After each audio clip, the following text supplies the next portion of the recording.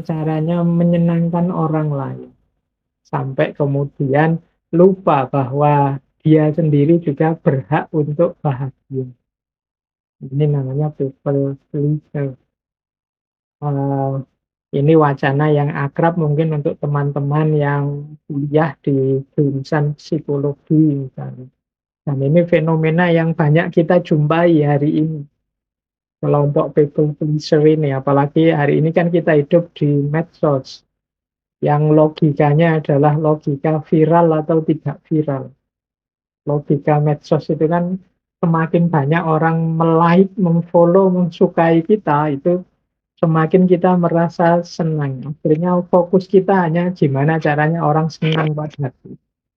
Nah, nanti dalam banyak momen kita kadang-kadang tak sadar kita jadi orang yang berkarakter people pleaser ini. Kita ingin menyenangkan orang lain terus sampai lupa bahwa kita juga berhak loh untuk senang. Nah, jadi people pleaser ini kalau didefinisikan di buku-buku ya antara lain definisinya seperti itu. Orang-orang yang selalu ingin menyenangkan orang lain, menjadikan orang lain sebagai tujuan atau pusat hidupnya, sehingga bahkan mengorbankan kebahagiaan, kenyamanannya sendiri untuk orang lain. Bahkan ada yang sampai menganggap dirinya sendiri bukan prioritas. Prioritas utama ya gimana caranya orang itu senang padaku. Mereka menganggap nilai dirinya terletak pada pandangan baik orang lain terhadap dirinya. Nah, ini nanti penjelasannya harus hati-hati karena selama ini teman-teman kan sering diceramai, sering diminta untuk peduli sesama. Nah, people pleaser ini tidak sama persis dengan peduli sesama tadi. Tapi people pleaser ini orang yang menggadaikan kebebasannya, orang yang memasrahkan eksistensi kesejatian dirinya kepada orang lain. Nah, ini namanya people pleaser. Saya tidak tahu teman-teman pernah merasakan gejala seperti ini atau tidak. Ya nanti coba teman-teman setelah ngaji ini coba dipikir-pikir. Jangan-jangan kita masuk kategori orang-orang yang people pleaser ini. Inginnya dipuji, terus inginnya di-like, terus ingin orang senang terus pada kita. Sehingga kita melakukan apapun tidak masalah. Itu kan banyak kan yang mungkin punya channel YouTube, mau bikin konten-konten. Padahal itu bukan tipe kita, bukan gaya kita. Tapi kok ya kalau saya begini banyak yang like ya. Kalau saya begini banyak yang memfollow ya. Ya sudahlah aku gini saja terus. Meskipun yang itu kita bukan ahlinya, yang itu kita bukan keinginan kita. Nah, itu mungkin kita sering mengalami yang seperti itu. Kalau dalam filsafat, mungkin teman-teman ingat dulu sekali kita pernah ngaji tentang tokoh filosof namanya Heidegger. Heidegger ini orang sering menyebutnya filosof yang punya gaya berpikir eksistensialis, meskipun beliau ini lebih terkenal sebagai seorang filosof yang gayanya fenomenologis. Nah, Heidegger ini membagi manusia itu jadi dua. Yang pertama manusia otentik, namanya Dasein. Yang kedua manusia yang tidak otentik, namanya Dasman. Dasein itu manusia otentik itu manusia yang jadi dirinya sendiri. Eksis sebagai dirinya sendiri. Hidup versi keinginannya sendiri. Ini namanya manusia yang otentik. Jadi saya ingin A dan saya menghidupkan diriku dalam versi A. Ini namanya otentik. Yang aku jalankan sekarang, ya ini keinginanku. Yang aku lakukan sekarang, ya persis seperti inilah yang aku ingin hidupkan dalam diriku. Ini namanya manusia yang otentik. Tapi nanti ada manusia yang jenisnya dasman. Dasman itu manusia yang tenggelam dalam lingkungan sekelilingnya. Jadi dia ini tidak kelihatan. Kenapa? Karena hidupnya selalu kalau orang lain ke utara, dia ke utara. Orang lain ke selatan, dia ke selatan. Kita sering menyebut orang-orang seperti ini tidak punya prinsip. Yang penting orang senang saja, tidak ada yang marah padaku, tidak ada yang tersinggung denganku. Apa sih yang aku lakukan, ya ikut mereka saja. Ini orang namanya dasman, orang yang tenggelam. Ya seolah-olah ada, tapi sebenarnya tidak ada. Dia tidak dihitung. Kalau bahasa Arab itu ada peribahasa wujuduhu ka'adamihi. Jadi adanya seperti tidak adanya. Nah, people pleaser ini jenis orang yang semacam itu. Jadi orang yang seolah-olah ada, padahal dia tidak ada. Keberadaannya dipakai hanya untuk orang lain. Menyenangkan orang, menggembirakan orang, membuat orang suka atau setuju dengan dirinya, dan lain sebagainya. Ini awalnya ini, semoga sudah mulai bisa ditangkap. Kalau kita ini terkena people pleaser, nanti bahkan ada level namanya people pleaser syndrome. Nah, ini semacam gejala orang yang sudah agak sakit jiwa ini kalau sudah terlalu dalam semangat untuk menyenangkan orang lain. Nah, tanda yang lain apa? Yang pertama adalah tidak bisa bilang tidak. Jadi kalau teman yang minta, kalau dia yang minta, kalau pokoknya ya harus iya. Nggak enak mau bilang tidak itu. Ah, itu ciri pertama. Kalau kita berat sekali mengatakan tidak, padahal sebenarnya ya kita nggak setuju sih. Tapi ya gimana lagi, wong ya teman, ya sudahlah, oke sajalah. Ah, itu berarti kita nggak bisa bilang tidak. Saya, saya tahu dia salah, saya tahu dia keliru, tapi ya mau gimana lagi. Wong ya sahabat sudah lama berteman, oke lah, setuju saja lah. Nah ini namanya tidak bisa bilang tidak. Yang kedua, cirinya adalah rendah diri. Nah ini biasanya di tengah kelompok kita, mungkin isinya orang-orang yang menurut kita pinter-pinter lah, ahli-ahli lah, jago-jago lah, entah dalam bidang apa. Dan kita merasa kita ini yang paling kecil di situ. Kita ini yang paling tidak punya kemampuan apa-apa. Kita ini yang tidak punya keistimewaan apa-apa. Ya sudahlah, monggo saja yang pinter-pinter yang memutuskan. Saya manut saja. Nah, kita kan sering begini. Silahkan saja yang ahli-ahli sana memutuskan. Saya tak ikut saja. Nah, kita sering begini. Ini hati-hati kalau tidak hati-hati kita jatuh pada people pleaser ini. Ada nada kita tidak percaya diri. Kita merendahkan diri kita sendiri. Padahal mungkin ya kita punya pikiran-pikiran bagus loh. Mungkin pendapat kita mungkin bisa jadi alternatif loh. Tapi kita merasa tidak mampu. Kita merasa tidak bisa. Pokoknya saya ikut sajalah diputuskan apa.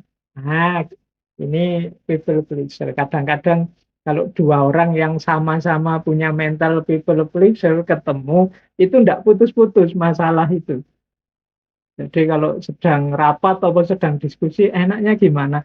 Wah, saya ikut sajalah. Ah, saya juga ikut saja, monggo enaknya gimana? Ah, saya juga ikut saja. Akhirnya tidak jalan-jalan. Diajak makan yang satu terserah saja mau makan di mana, yang satu juga begitu ya. Saya juga terserah lah monggo enaknya di mana. Ah silahkan yang memutuskan. Anda bapak saja tidak jalan. Semuanya ingin menyenangkan temannya. Nah, ya dari sisi indahnya pergaulan sampai level tertentu bagus. Tapi hati-hati nanti kalau sudah terlalu dalam people pleasure ini. Apalagi sampai yang ketiga ini, misalnya selalu setuju dengan pendapatnya orang lain, mengabaikan pendapatnya sendiri hanya untuk menghindari perdebatan. Nah, kita mungkin tahu bahwa, ah temanku ini salah, pendapatnya seperti ini menurutku tidak cocok. Aku ngerti sendiri yang benar itu seperti ini. Tapi nanti kalau saya sampaikan mesti debat, mesti rame ini gegeran. Anda usahlah daripada rame nanti persahabatan kita retak nanti. Sudahlah biar saja. Nah ini kemungkinan kita sudah ada gejala-gejala people pleaser tadi. Selalu setuju dengan pendapatnya orang lain meskipun kita tidak setuju. Padahal mungkin kalau kita sampaikan pendapat kita, bisa jadi teman kita juga bisa berpikir 2 kali tentang pandangannya yang kita anggap keliru. Tapi karena kita diam saja, ya akhirnya ndak ada perubahan apa-apa. Ya benar sih, ndak ada perdebatan, ndak ada permusuhan, tapi yang salah tetap salah, yang keliru, keliru terus. Nah, ini tanda yang ketiga. Semoga kita mulai hari ini agak waspada agar tidak jatuh pada sindrom people pleaser ini. Terus merasa bertanggung jawab terhadap perasaannya orang lain. Jadi kita itu merasa bersalah sekali kalau orang misalnya ya tersinggung dengan kita. Wah, yang menyinggung perasaannya, ndak enak ini. Padahal mungkin teman kita saja yang agak terlalu sensitif. Nah, perasaan-perasaan rasa ndak enak terus di hadapan teman itu another sign. Jadi ciri-ciri tanda-tanda kemungkinan kita punya karakter people pleaser ini. Kita merasa bertanggung jawab terus terhadap kondisi, perasaan teman-teman, orang-orang di sekeliling kita. Kemudian minta maaf untuk hal-hal yang sebenarnya nggak usah minta maaf, nggak apa-apa. Tapi kita akan terbiasa, saya enggak tahu ya, mungkin orang timur ya, apa-apa itu saya minta maaf ya karena harus bertanya ini. Loh, bertanya saja, enggak apa-apa, silahkan bertanya. Oh, belum jelas mau apa kok sudah minta maaf. Kadang-kadang untuk sesuatu yang memang tugas kita misalnya, itu kita minta maaf. Yang memang kewajiban kita, itu kita minta maaf. Apa saja kita minta maaf. Ini hubungannya dengan rasa bertanggung jawab atas perasaan orang lain. Jadi akhirnya kita banyak sekali minta maaf, termasuk untuk hal-hal yang seharusnya ya kalau untuk yang seperti itu tidak perlu minta maaf. Wong itu memang kewajiban kita, wong itu memang yang harus kita jalankan begitu. Nah, kalau kita terdorong untuk terus merasa bersalah, ingin minta maaf terus karena khawatir teman kita tidak enak hati. Nah, ayo introspeksi, jangan-jangan kita sudah punya kena sindrom ini, kena sindrom people pleaser. Kemudian sering menyalahkan diri sendiri. Kalau ada apa saja yang disalahkan aku, wah ini mesti gara-gara aku ini tadi.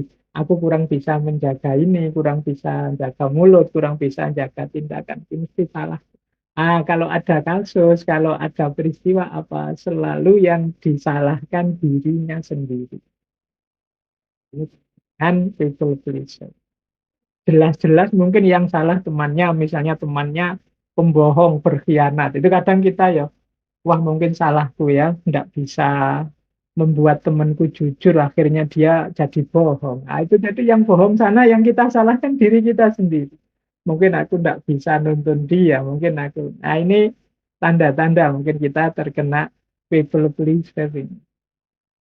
Kemudian tidak banyak waktu untuk diri sendiri. Jadi, tidak punya banyak waktu luang untuk diri kita sendiri. Ya, ini kemungkinan karena kita sibuknya mikir perasaan orang lain. Kita sibuk berpikir bagaimana orang menanggapi aku. Aku ini sudah cocok apa tidak di depan dia, di depan mereka. Ini membuat kita kehabisan waktu untuk diri kita sendiri. Ciri selanjutnya, kita membutuhkan pujian. Kita merasa lega kalau kemudian teman kita, wah, kamu ini orang membantu sekali dalam hal ini. Wah, aku bangga sekali punya teman seperti kamu. Aku senang sekali. Nah, kita menunggu-nunggu ini sebenarnya sejak tadi. Pengakuan bahwa kita itu berharga di depan dia, di depan mereka. Kalau yang kita orientasikan dalam hidup kita itu ya pengakuan ini tadi, pengakuan, pujian dari orang lain kepada diri kita. Kemudian ada lagi sign-nya, tanda-tanda yang lain, yaitu kita tidak mengakui perasaan kita sendiri. kita abaikan. Jadi karena kita anggap tidak penting. Aku sedih tidak masalah, aku tersakiti tidak masalah, aku tersinggung tidak masalah, asal orang lain suka padaku. Nah ini tanda-tanda kita sudah terkena sindrom people pleaser tadi. Tidak ngakui, mengabaikan perasaan sendiri. Kemudian siap pokoknya membantu apapun untuk teman. Tapi dia sungkan, ini sungkan itu bahasa Jawa, bahasa Indonesianya apa ya? Dia ndak enak, dia segan kalau mau dibantu orang. Dia khawatir merepotkan, dia khawatir menyusahkan orang. Karena nanti khawatir temannya menilai bahwa wah sampean ini sering merepotkan, sering menyusahkan. Khawatir dapat klaim itu. Sehingga dia kalau mau dibantu, itu dia merasa segan, merasa sungkan. Kalau bisa, yo aku saja yang bantu terus, biar aku positif terus di depan mereka. Dan yang selanjutnya, mungkin jadi tanda-tanda seorang people pleaser itu selalu ingin menghindari konflik. Jadi kalau bisa nyaman terus, rukun terus dengan sesama, meskipun saya harus berkorban perasaan, berkorban waktu untuk diriku sendiri, meskipun saya harus eh, selalu setuju dan menghindari perdebatan, tidak masalah. Yang penting tidak ada konflik, aku tetap diakui dan dihargai di tengah masyarakat, di tengah lingkunganku. Nah inilah antara lain tanda-tanda bahwa kita ini punya gejala people pleaser. Baik, ini silahkan teman-teman ambil nafas sebentar, dibayangkan dirinya masing-masing apakah punya gejala-gejala tadi. Semoga tidak parah kalau ada, karena nanti kalau sangat dalam, sangat parah, mungkin malah butuh psikiater. Ini kalau dalam ilmu jiwa termasuk gangguan jiwa, termasuk disorder. Baik, ciri umumnya people pleaser itu ada 4. Yang pertama, dia selalu ingin bagaimana agar orang itu senang. Menyenangkan orang itu maksudnya senang pada dirinya atau senang pada diri kita. Gimana orang senang terus pada kita. Sehingga masuk yang kedua, kita cenderung setuju. Orang ini punya pendapat apa, orang ini punya keinginan apa, punya permintaan apa, kita iyai saja, kita oke saja.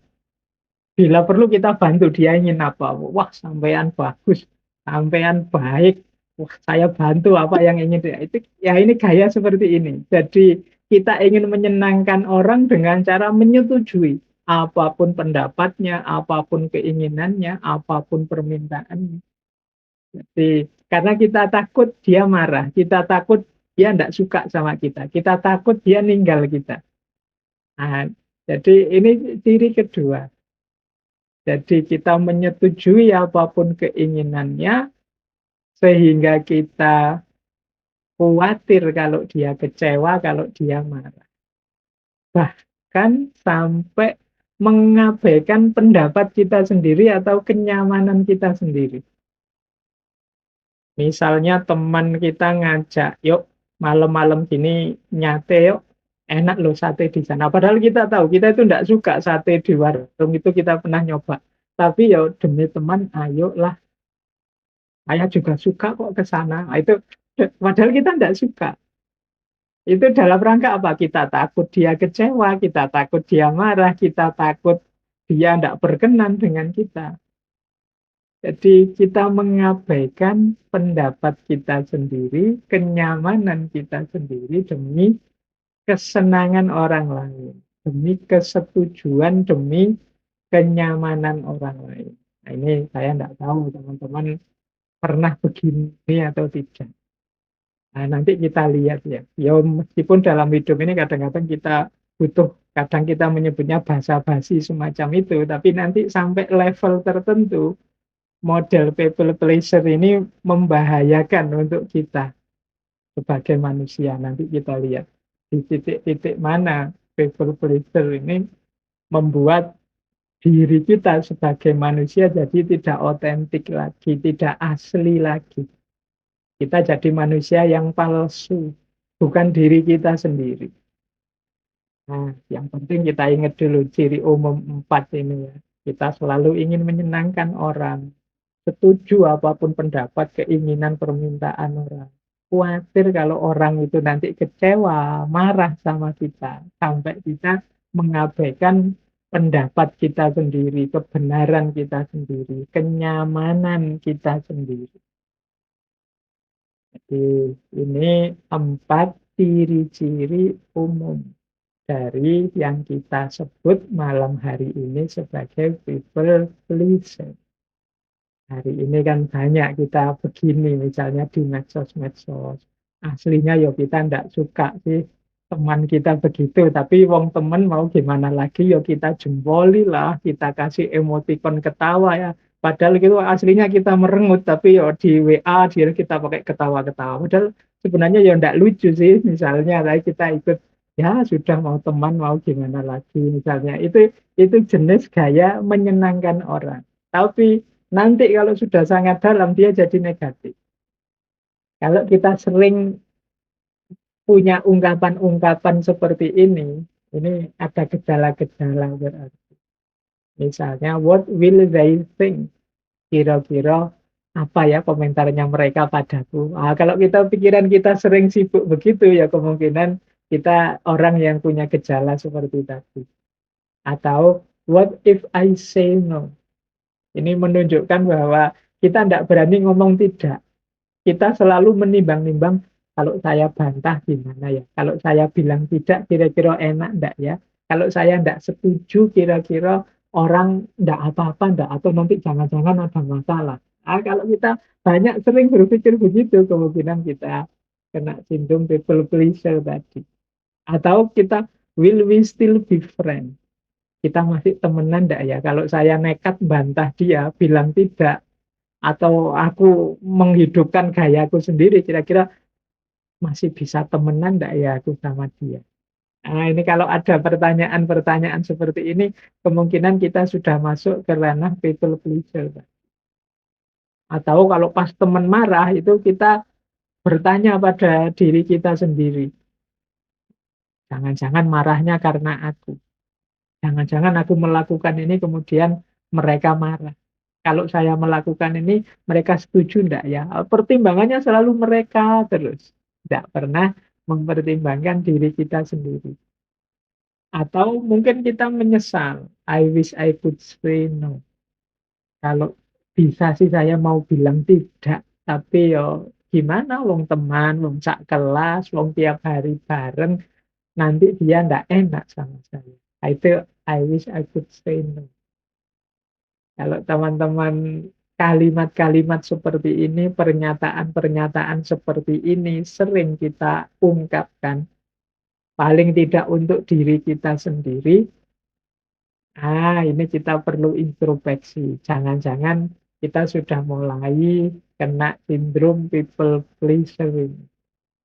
Ini tanda-tanda seperti kata Heidegger tadi, kita menuju diri yang tenggelam. Jadi kita tidak dihitung wujuduhu keadamihi tadi. Jadi dalam pergaulan orang tidak ngitung kita, tenang saja. Kalau dia mesti mau kok, kalau dia mesti setuju kok, itu dia anak baik kok, dia tidak mungkin bantah, tenang saja. Ini tanda-tanda mungkin kita kehadiran kita tidak dihitung. Nah, jadi ini ciri-ciri, tanda-tanda bahwa kita sedang punya gejala people pleaser. Nah, kita belajar sebentar biar tidak salah paham. Kalau dalam dunia filsafat ada istilah altruisme. Altruisme itu orang yang mengorbankan dirinya untuk orang lain. Tapi ini tidak sama persis dengan pleasure tadi. Orang yang hanya ingin menyenangkan orang lain. Mengapa? Gimana sih bedanya? Ayo dipahami pelan-pelan ya. Sebenarnya orang yang gayanya pleasure tadi kelihatannya seolah-olah mempedulikan orang lain. Tapi sebenarnya dia ini egois. Jadi dia ini ingin mendapatkan balasan dari orang lain itu. Balasannya dalam bentuk apa? Pengakuan atau penghormatan. Ingin disebut orang baik, ingin disebut orang yang sopan, ingin disebut orang yang tahu unggah-ungguh, ingin disebut. Nah, akhirnya apa? Melupakan kepentingannya sendiri karena ingin disebut tadi. Inilah namanya people pleaser. Jadi orang yang targetnya adalah diakui orang lain, dihargai orang lain, maka dia mengorbankan banyak hal untuk orang lain demi itu. Bandingkan dengan seorang altruis. Kalau altruis, dia tidak mikir balasan apa-apa. Dia berbuat baik, ya memang ingin berbuat baik.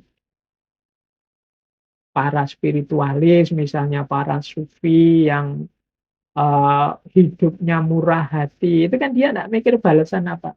Sahabat kita yang sejati misalnya menyenangkan kita, tapi dia tidak menunggu balasan apa-apa. Kita memuji dia atau kita membenci dia, dia tidak masalah. Yang penting dia ingin berbuat baik saja pada kita. Beda dengan people pleaser tadi, dia menunggu dipuji, dia ingin orang itu selalu menganggap dia positif. Kalau sahabat sejati tadi, tidak apa-apa kamu nganggap aku negatif, asal kamu selamat, asal kamu sukses. Nah, itu true friendship. Persis sama seperti orang tua kita. Mungkin juga keluarga kita. Mereka memberi banyak, mengorbankan banyak untuk kita. Tapi tidak menunggu kita akui atau kita hargai gara-gara itu. Sama juga dengan para pahlawan. Para pahlawan itu kan berkorban. Kita wah ini jangan-jangan pahlawan itu people pleaser, Pak. Enggak. Dia enggak nunggu kita akui sebagai pahlawan, ditetapkan oleh negara jadi pahlawan atau tidak. Mereka enggak pernah mikir sama sekali tentang itu. Yang mereka perjuangkan dulu ya murni ingin memberikan yang terbaik untuk tanah tumpah darah. Nah, ini orang menyebutnya altruis. Jadi teman-teman awas jangan keliru.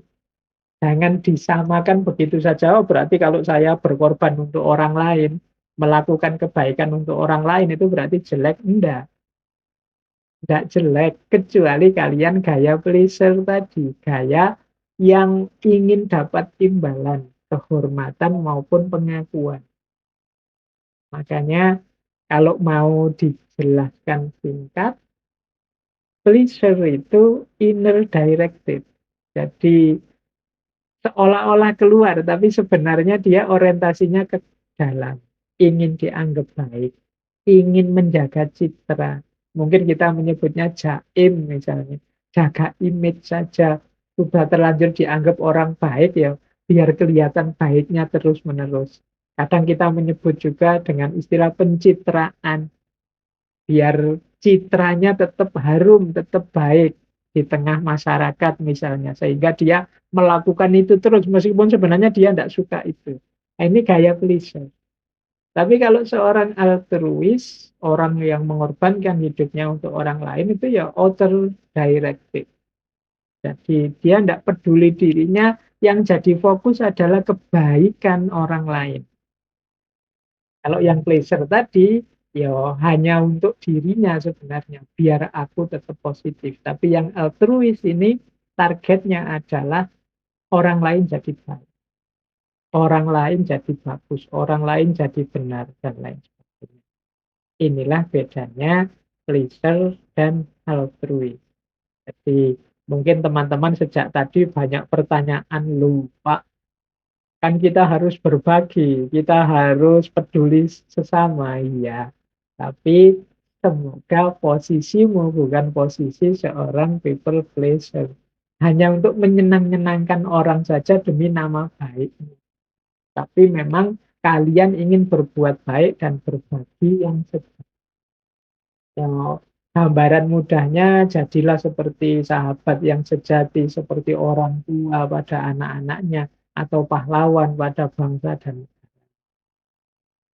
makanya dalam pembedaannya mungkin bisa kita hati-hati agar lebih tepat memahaminya.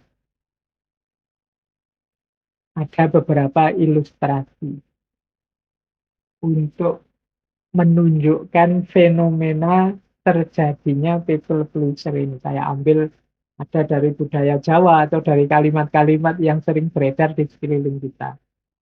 Misalnya kita mungkin sering mendengar istilah asal bapak senang. Nah, ini biasanya bawahan yang pokoknya cerita yang baik-baik saja. Gimana caranya atasannya senang terus. Nah, orang yang bermental asal bapak senang itu sebenarnya salah satu ciri yang people pleaser.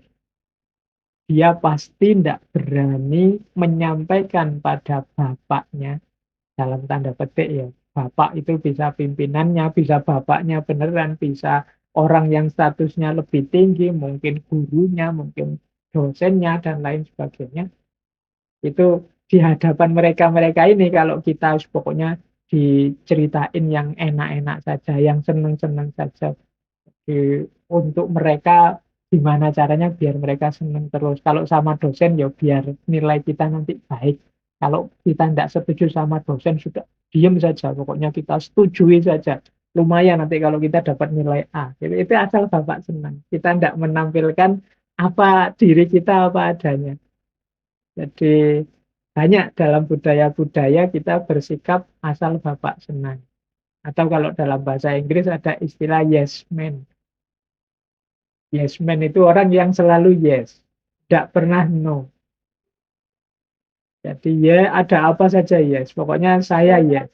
Selalu saya yes. Tidak pernah kalau saya no. Saya tidak setuju yang seperti itu. Saya punya pandangan sendiri.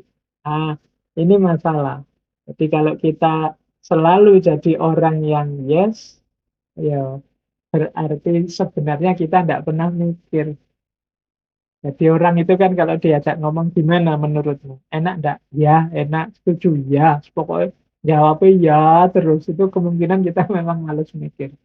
Inginnya ikut saja. Ya kalau kita gayanya seperti ini ya jangan mengeluh kalau kita enggak dihitung.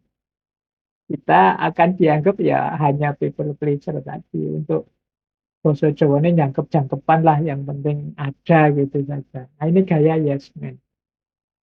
Nah, menarik dalam budaya Jawa ada istilah budaya ewuh pekewuh.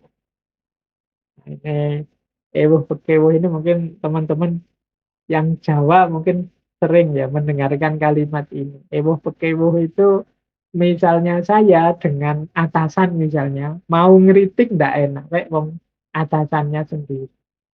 Itu budaya kadang disebut budaya sungkan.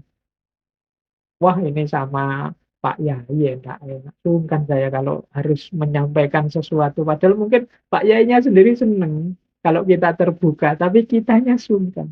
Karena merasa enggak level. Nah ini namanya budaya ewuh pekewuh. Ewuh itu artinya rumit, ribet. Kalau pekewuh itu ya artinya enggak nyaman, enggak enak. Jadi kita merasa tidak nyaman kalau membuat orang repot. Ini namanya ewuh pekewuh. Misalnya kita mau bertamu jam habis maghrib misalnya. Wah, tidak enak deh kalau bertamu habis maghrib. Jangan-jangan tuan rumahnya sedang ngaji atau sedang makan malam. Nanti dianggap minta makan lagi. Nah, ini ewuh pekewuh contohnya. Nah, dalam banyak kasus, ewuh pekewuh ini kalau berlebihan ya jatuhnya people pleaser tadi.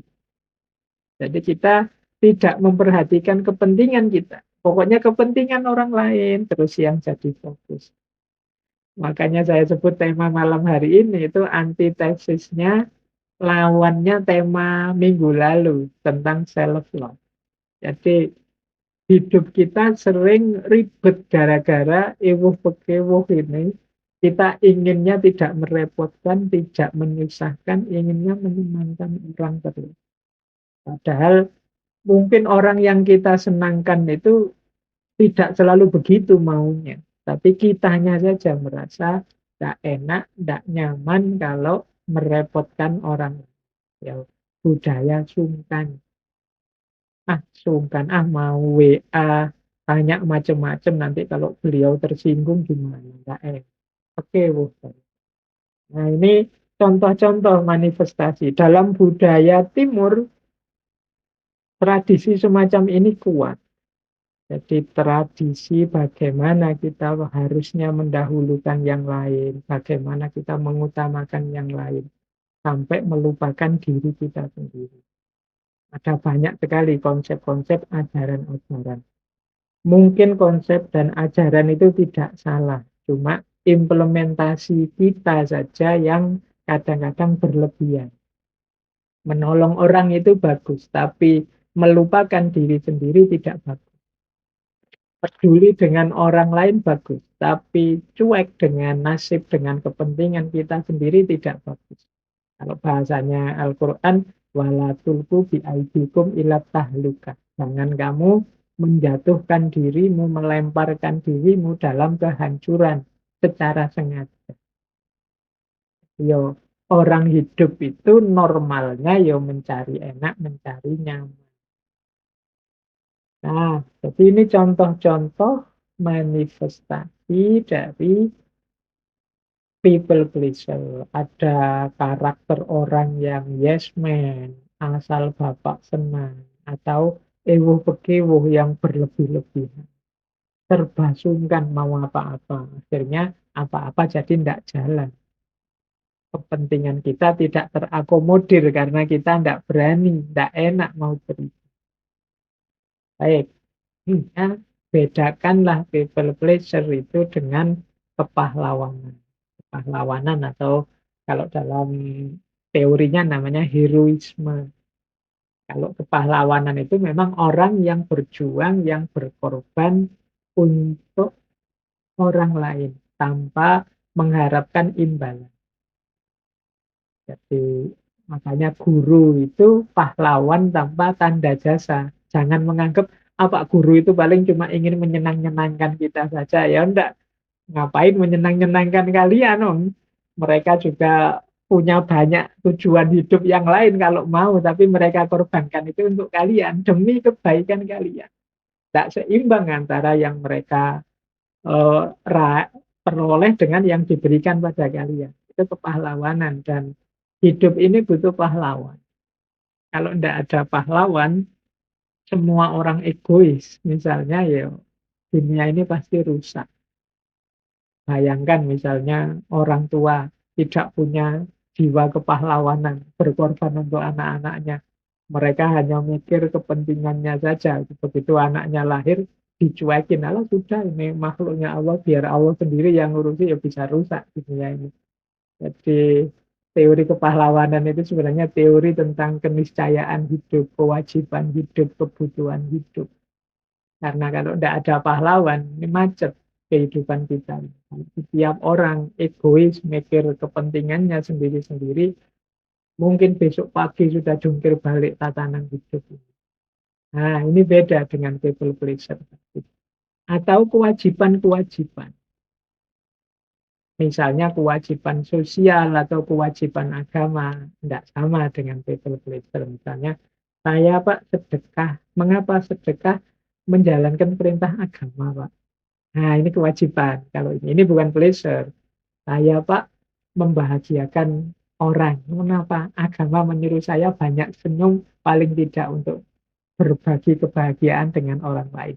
Nah, ini tidak termasuk people pleasure. Karena sumber pendorong tindakan itu norma-norma, aturan-aturan. Atau cinta. Kalau cinta juga tidak bisa disebut people pleasure. Cinta itu sama sekali tidak egois. Jadi kadang-kadang memang orang menjalankan hidup dalam cinta itu egois. Berarti itu belum cinta sebenarnya. Egois itu demi kepentingan dirinya saja. Jadi mungkin punya pasangan, dia selalu ngitung apa yang aku dapat dari pasanganku. Ini sebenarnya bukan cinta. Kalau yang seperti ini mungkin masih people pleaser, tapi cinta yang sejati pasti bukan people pleaser. Kebaikan yang diberikan itu tidak dalam pamrih agar aku tetap dihargai, tetap diakui. Cinta itu yang dipedulikan selalu yang dicintai, tidak lagi dirinya.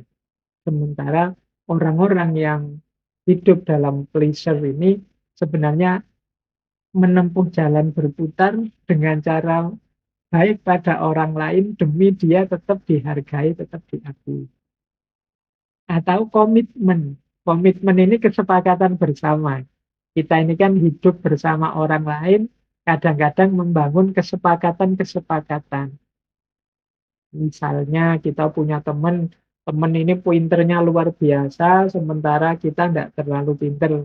Tapi kita saling berkomit untuk yuk kita saling membantu biar sama-sama sukses. Nah, akhirnya yang pinter ini banyak sekali membantu kita. Dan dia ya tentu saja tidak mengharapkan apa-apa. Yang dia lakukan sesuai komitmen yang sudah dibangun bersama. Nah, ini juga tidak tergolong klise. Jadi, mungkin sejak tadi teman-teman bertanya lah kok tak boleh berbuat baik pada sesama. Lo tetap sangat dianjurkan. Tapi semoga tidak di level people pleasing. Hanya untuk menyenangkan orang lain demi pengakuan mereka pada diri kita. Demi pandangan positif mereka pada diri kita. Mudahnya people pleaser ini dari orang-orang yang tidak percaya diri. Mereka butuh pengakuan dari yang lain. Nah, inilah kuncinya people pleaser dari hal-hal yang lain di luar pleasure. Kepahlawanan tidak termasuk people pleasure. Cinta juga begitu. Kewajiban-kewajiban yang harus dijalankan juga begitu. Komitmen juga begitu. Baik, ini semoga sudah mulai bisa ditangkap maksudnya tentang tema malam hari ini, people pleasure. Ya nanti kalau ada pertanyaan silahkan ditulis, nanti kita obrolkan di minggu terakhir bulan ini. Baik, kita lanjutkan ya. Ambil nafas sebentar, mungkin sudah capek manteng di depan laptopnya, di depan HP-nya sendiri-sendiri. Matanya sudah tidak kedip sejak tadi. Boleh noleh-noleh sebentar, noleh kiri, noleh kanan. Kalau dalam teorinya di depan laptop itu kalau bisa 20 menit sekali kita membuang wajah.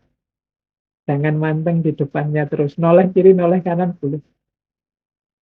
Apalagi di sekitarnya ada yang seger-seger. Maksudnya ya kalau ada bunga-bunga tumbuhan biar seger, biar enggak lihat kaca terus.